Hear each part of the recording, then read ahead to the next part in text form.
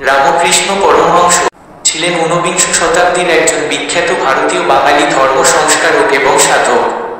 তিনি দক্ষিণেশ্বর কালীবাড়ির পূজারী হিসেবে পরিচিত ছিলেন এবং পরবর্তীতে হিন্দু ধর্মের একজন প্রভাবশালী ব্যক্তিত্ব হিসেবে স্বীকৃতি লাভ করেন। তার মূল নাম ছিল গদাধর চট্টোপাধ্যায়।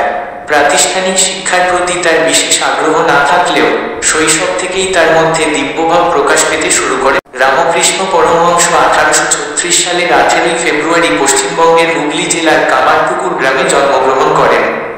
তার পিতার নাম ক্ষুদিরাম চট্টোপাধ্যায় এবং মাতার নাম চন্দ্রমণি দেবী।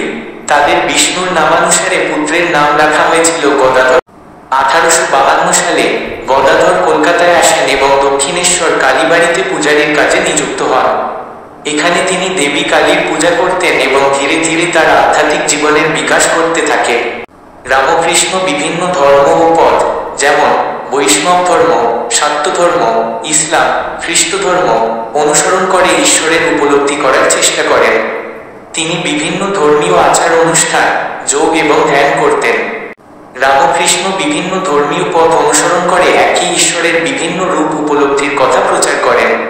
তিনি বিশ্বাস করতেন সকল ধর্মই একই সত্যের দিকে পথ দেখায়। রামকৃষ্ণের অনেক শিষ্য ছিলেন, যাদের মধ্যে স্বামী বিবেকানন্দ ছিলেন প্রধান।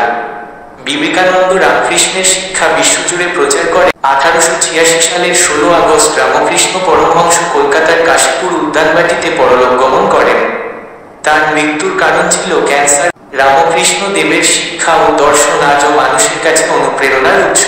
তার যত মত তত পথ এই বাণীটি সকল ধর্মের মানুষের মধ্যে ঐক্য ও সমন্বয়ের বার্তা বহন করে।